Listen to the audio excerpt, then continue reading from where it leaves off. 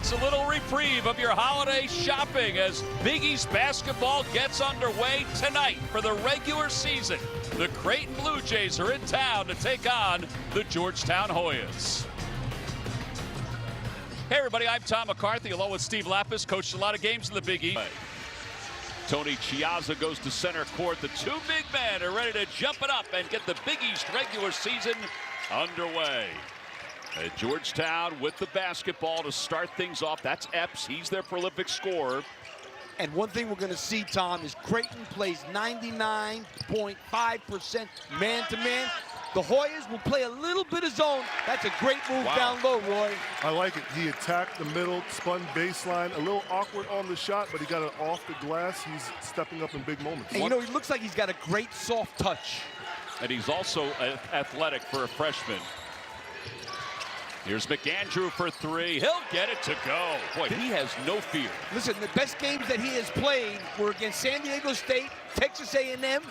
He comes to play in those big games, this kid. Yeah, he has a nice frame, 6'10", can shoot the ball, can drive to the basket, slither, get there, inside-outside threat. And you know, he's not afraid. I mean, he had 16 against Alabama the other night, too. So in the big games, look at this kid. That's a big boost.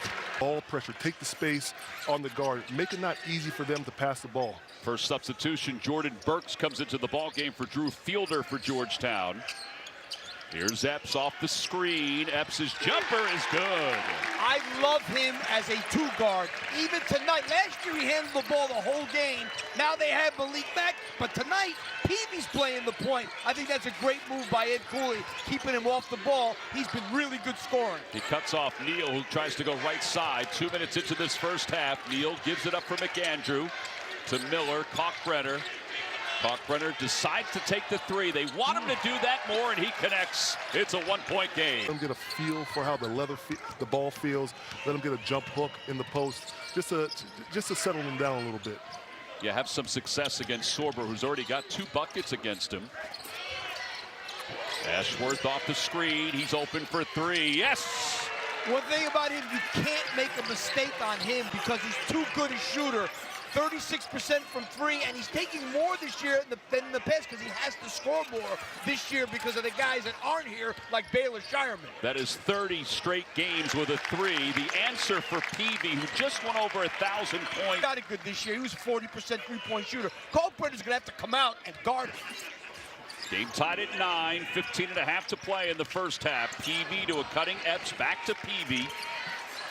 They give it to Epps for 3. Contact from behind. He cans it. I love the... For years, he's one of the smartest players I think we've come across in college basketball. You can see his mind sort of working now about what he can do to get free. Don't you think so, Lap? No doubt, but how about this, Tom? He's played 4.5 years. He hasn't fouled out of a game yet. We're talking about a shot blocker. No foul outs as Ashworth makes the first one. Points per game. He averaged over 16 in his final year at Utah State. Greg McDermott told us before the game, you can't teach the instincts that he has defensively to be able to be in position and never foul. Sorber goes into the paint, left side, off the glass, it's good. Let me tell you something, this kid, really good. 3-point game, 11:45 to play. Well, make it a 1-point game. Ashworth, who does look like he's in a shooter. Peavy putting on a dribbling display. Fadeaway jumper too strong, and the rebound is pulled down by the Blue Jays. Not in love with that shot right there. Before, they're moving the ball side to side, setting low cross screens, looking for people. And Ashworth is able to roll it off the front of the rim to give the Blue Jays a 1-point lead. You can't take bad contested shots and then give up open layups down there. And one thing you always have to do when you play Creighton is get back quick because they will push the ball up every chance they get. 9 minutes into the first half. Ashworth has the last 9 points for Creighton. Williams from the elbow. Sweet lefty jumper. Not eligible to play tonight because of a sore knee. Ashworth misses that long 3. That was on the logo. Peavy off the handoff. Peavy from 16. Jumper's good. And you know, George, they're not getting back again. And Green cut off, low post right side, and the ball is knocked loose. The 2 freshmen come up with it. Fielder in transition. Fielder along the baseline. To the corner. Williams for three. Yes! Big man has good hands, can finish down low in the paint. Oh. Might have been a goaltend right there. It was. Might have been a goaltend. But at the same time, this group has to be able to close the gap, or at least keep the gap until the starters get back in. Epps to Sorber, who jams it home. Yeah, offensively, they've got to find points, but defensively, they can't let that happen. Yeah, Epps coming off the screen, the dive by Sorber, and Epps hit him with a dime. Well, they're going to bring McAndrew back in. Creighton is in just a moment. And there's a three that connects. Yeah, that's what I'm talking about with Ashworth, though. When he comes off that screen with the bounce, either you got to switch it and get to him quickly or get around that screen. Coach, what do you think was the difference between that three that he took and the three that he took a possession before? Like a difference of like 2-3 feet. Yeah, much more in rhythm. And that other one, he just shot it out of nowhere. This goes toward the basket, keeps his pivot foot. McAndrew, quick first step. He's another good freshman. He's cut off down to the low post, goes up. No foul is called, picked up down low, and the putback is good. That's what you need. When you can't get something going, second chance is there for Alabama last game against Kalkbrenner and the Creighton. Because you know why? He sits so far back in those drops. He really does. Mark Sears and Phylon was just eating up those mid-range floaters. And Kalkbrenner cans his second three-pointer. Again, Sorber's going to let him take that shot. Yeah, if he gets a bucket. Oh, Sorber with the block, shot the block. two-handed Excuse block. me. I'm sorry. There's a big man, a Georgetown big man down there. I must have forgotten. Epps is fouled by Ashworth going to the basket. Now, if we were having a player of the year, it'd be him. Epps is able to convert. First bucket for second shot. He has 7 so far. He still has 7. McAndrew with the rebound.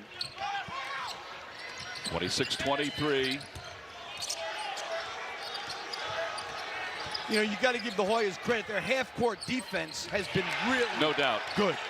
Neal has it blocked away. They get it back. McAndrew for three. It's good. McAndrew's dad played for Greg McDermott when he was an assistant coach at North Dakota.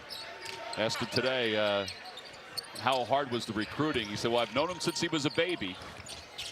He said his dad was very athletic. He said, though, when he met with him, as he goes to the basket, rolls that one in. He said when he met with him, he said, oh, finally I've got a McAndrew that can play. No field goals in the last 7 minutes plus for Georgetown. Sorber in the paint, cut off by Kalkbrenner. Williams for three up top. It's good. He rattles it home. I'll tell you, I like the way Williams looks. A bit more playing time, and they produce, especially at home. It helps to be at home in those situations. Yeah, they played very well here at home. They're 7-1 coming into this ball game. Georgetown's eating up a lot of clock trying to get to something. The ball's only stayed on one. Maybe that's what they're trying to get for Jordan Burks. They've now called that a three, so I guess they're going to look at it to see if where his foot was. It was clearly on the line. Williams, Jay, no good. He has 8. Rebound by the other Williams, and he lays it in right place, right time. Georgetown is making sure they put Ashworth in every pick and roll. They want to make sure he works for everything on the defensive end. 8-0 run for Georgetown, and that ends the first half. Entertaining. This is a different George. Tip the ball out to create more possessions. He's doing a good job on defense, but just needs to get himself going. I would like to see him get on the fast break, maybe get one of those dunks like he had against Kansas. Well, they go right down low to Kalkbrenner. Yep. One-on-one. Kalkbrenner gets his man off his feet, tries to jam it, but rolls it in. Malik Mack, who's out with a knee injury, the transfer from Harvard.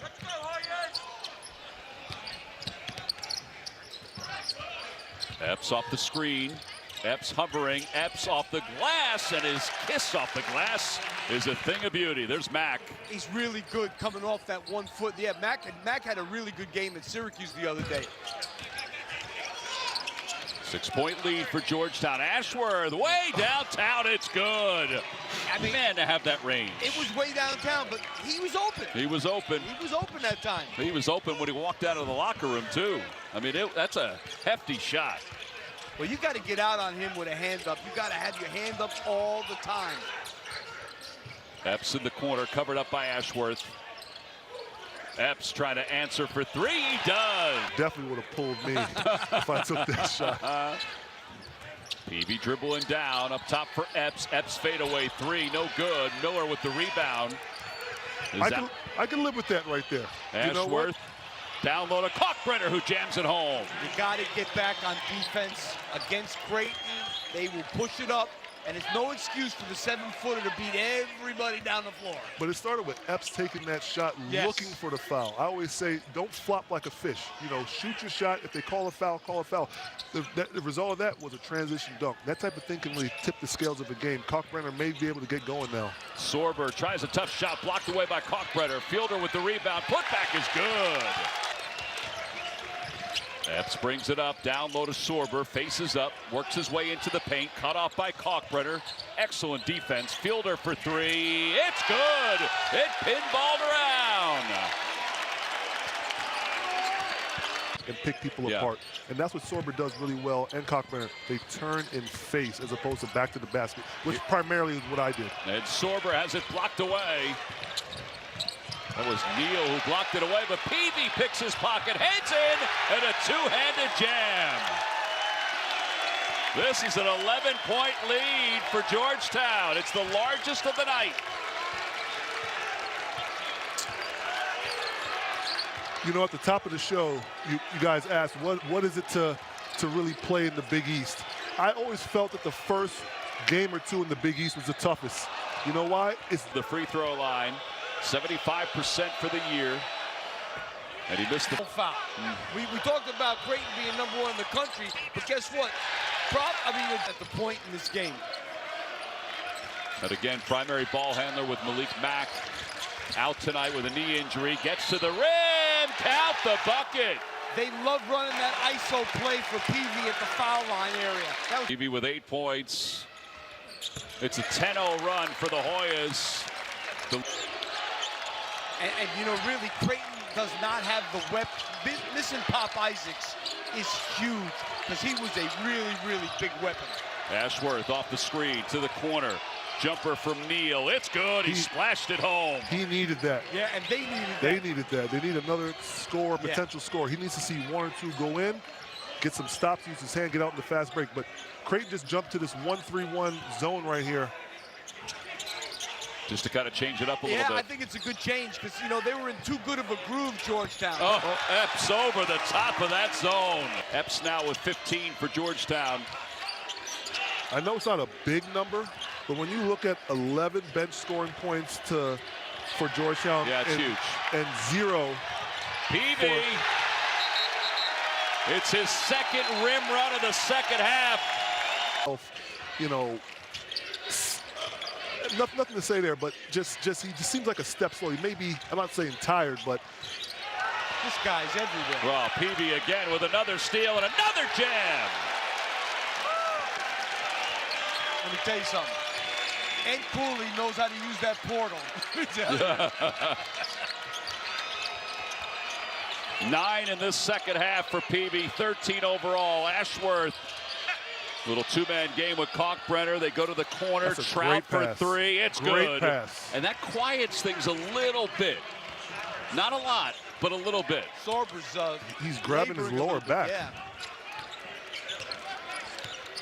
15-point game. Still plenty of time left in this one. Oh, plenty of time. And that zone didn't last too long, by the way.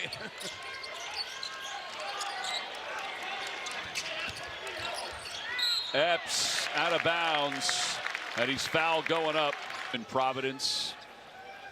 And now Epps to the line, makes the first one. Epps has 16 to give him some freedom. Yeah, he can definitely hit a corner three off of some rotation and ball movement for sure. So his job's not done just because he doesn't have the ball in his hands. Kalkbrenner hands it. Oh, it's stolen again by Peavy. Third one of this half. Jams it home. They need another ball handler. Ashworth is running. Thought about a high-low. Nothing was there. Fielder. He got Kalkbrenner off his feet. They run the flex. Not a lot of people run this offense anymore. It was in vogue in the 90s. Neal cut off by Williams, who's had a heck of a night off the bench. Kalkbrenner from the free throw line. Back up to Neal. Neal, 5 on the shot clock. 4 on the shot clock. Now 3. Neal pull up Jay. It's good. That was really good defense, but it was an excellent shot by Neal. Tom, it was great defense, no doubt about it. I think this is a good barometer for both teams, you know, just to see where they are in the up-and-coming Big East tournament. Yep. Just to see, you know what? How is our bench looking? How is our defense? Ashworth having a word with Greg McDermott. Williams, how about this? And tonight, I think, is his kind of coming out party for the Hoyas. He's got 12 points in 10 minutes of action. And you know, mind you, Tom, they're playing without Malik Mack, their starting point guard, who averages 32 minutes a game. Neal to Ashworth cutting. Ashworth open for 3, and he connects. This smaller lineup may be. 6:40 to play in the second half.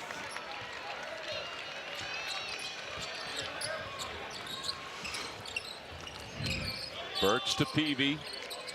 Down low to Sorber. He hasn't been getting going offensively in this second half. Throws it up off the glass. No good, but the putback is there by Burks. You know, this is the way that Ed Cooley's teams used to play at Providence. Gritty, tough. Look at the defense tonight. They are doing a number. This kid can play. Nick Andrew for 3. This kid can play. You know, he took a shot in the chops in the first half, and his minutes have been somewhat limited. I think he's a big key to their season. He's got to really step up and be what I think he can be. Sorber thinking about a high-low game. Instead goes to Peavy. He goes high-low to Epps, and Epps off the glass with a quick step on a curl. Epps has had a big second half. Sorber 8 points. His last field goal was with 9:42 to play in the first half, but he is getting some rebounds. Oh, yeah. And now Peavy backs his way down. Peavy with a step off the glass. That was a quick pivot by Peavy. 72-49. Ashworth for 3. It's good. He was left open. You leave him open, he's making it every time. To Williams inside the arc. Shot no good. Green with the rebound for Creighton. Ashworth to McAndrew. McAndrew for 3. He's fouled, and he'll get 3 shots. That's what they need. Quick shots from McAndrew. Get him involved. Use that small lineup. Missed the free throw. Oh. Missed a vision behind the backboard. And he missed all 3. Wow. Ty Davis up the floor. 2:45 to play. Peavy initiated the steal. Williams. Got a couple good freshmen on that team. No doubt about it. King, and he jams it home, and he's fouled going up. Was it all that it was cracked up to be? Oh, yeah. Yeah, see, Roy? Including this one. This is the one that kicked it off this evening. Under 2 minutes to play. Epps looking in for Fielder. Outside for Peavy for 3. Yes! This guy.